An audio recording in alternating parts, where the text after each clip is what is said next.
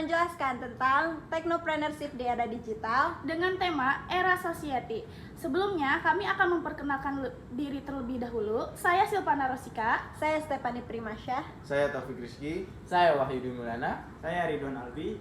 Mari simak penjelasannya. Stay tuned. Apa sih society itu? Society 5.0 merupakan sebuah konsep dalam masyarakat yang berfokus pada teknologi dalam kehidupan manusia. Pada era ini, masyarakat dihadapkan dengan berbagai tantangan dan permasalahan sosial.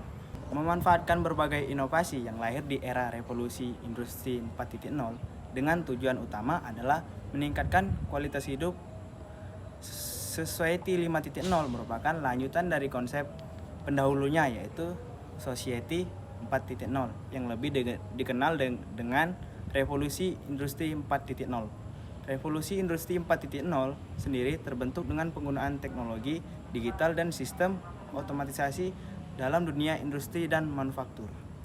Ada beberapa karakter utama era Society 5.0, yaitu pertama, menggabungkan teknologi AI dan manusia merupakan salah satu karakteristik utama Society 5.0, seperti kecerdasan utama AI, Internet of Things, IoT, dan Big Data untuk meningkatkan kualitas hidup manusia. Contohnya adalah penggunaan AI pada bidang perbankan yang mengembangkan aplikasi m-banking. Dengan lahirnya Society 5.0, ada kekhawatiran akan tergantikannya peran manusia oleh kehadiran robot cerdas atau AI, di mana melalui Society 5.0, kecerdasan buatan atau AI akan mentransformasi big data ke seluruh sendi kehidupan manusia, serta akan menjadi sesuatu kearifan yang baru yang akan didedikasikan untuk meningkatkan kemampuan manusia. Dampak di society ini, yang pertama di bidang kesehatan, meningkatkan pelayanan medis melalui teknologi seperti AI dan IoT, lalu sehingga diagnosis dan perawatan menjadi lebih cepat, akurat, dan personal. Lalu ada di bidang pendidikan, meningkatkan pembelajaran yang fleksibel, interaktif, dan sesuai kebutuhan individu dengan memanfaatkan teknologi digital dan big data. Lalu di bidang industri, mengoptimalkan produksi melalui otomasi dan integrasi data sehingga proses lebih efisien, berkualitas tinggi, dan menghemat biaya.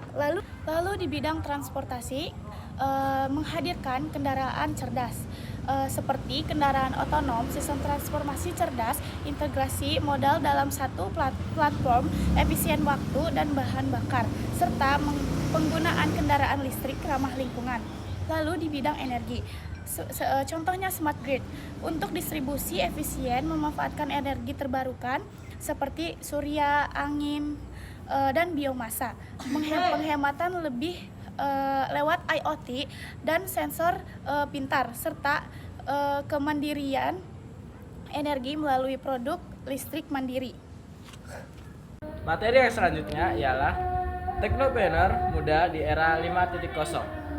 Technopreneurship akan memainkan perannya di era Society 5.0. Peran yang dimaksud adalah mendorong pertumbuhan ekonomi serta memajukan peradaban sosial dan masyarakat dengan melakukan inovasi dan perkembangan sosial yang berbasis teknologi. Ada beberapa aspek yang cukup penting bagi seorang technopreneurship di era Society. Antara lain, yang pertama, mengikuti perkembangan teknologi terbaru. Apa yang dimaksud dengan mengikuti perkembangan teknologi yang baru? Bagi seorang technopreneurship di era Society 5.0, teknologi terbaru seperti kecerdasan buatan atau AI, Internet of Things, robotika, dan big data harus dimanfaatkan. Teknologi ini memiliki fungsi sebagai landasan awal dalam mengembangkan produk dan layanan untuk memenuhi kebutuhan masyarakat yang terus berkembang mengikuti zaman.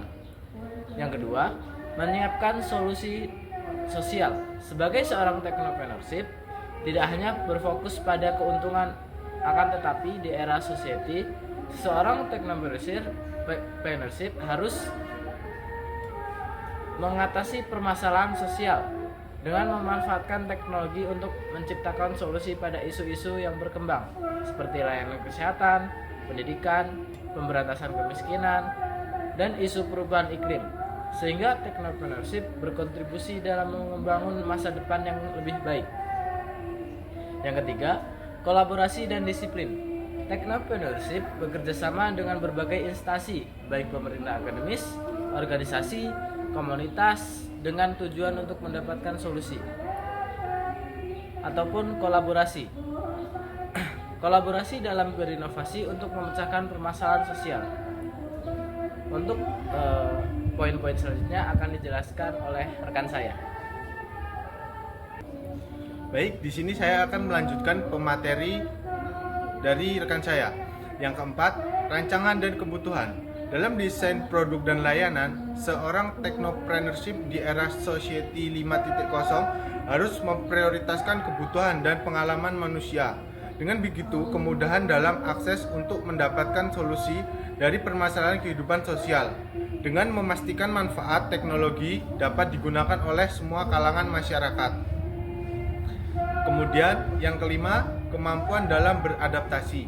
Perkembangan teknologi yang begitu cepat mengharuskan para teknopreneurship untuk terus berinovasi dan beradaptasi, mengikuti tren baru, keterampilan baru, dan menyelesaikan kebutuhan pasar yang selalu berubah dan berkembang.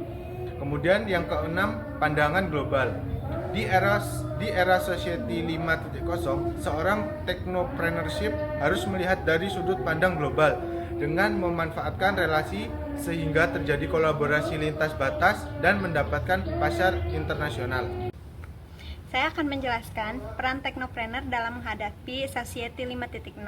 Di era Society 5.0, inovasi teknologi kembangkan untuk memperbaiki kelemahan dengan memperbaiki produk dan jasa menjadi lebih berkualitas yang belum tersentuh di era sebelumnya. Dengan hadirnya Society 5.0, orang, benda, dan sistem secara keseluruhan terhubung di dunia maya dengan penggabungan teknologi big data yang melebihi kemampuan manusia untuk mendapatkan hasil yang maksimal.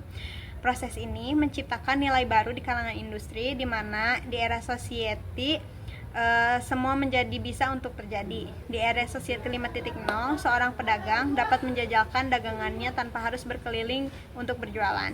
Seseorang akan merasa aman ketika meninggalkan rumahnya karena sistem keamanan rumah smart home telah digunakan.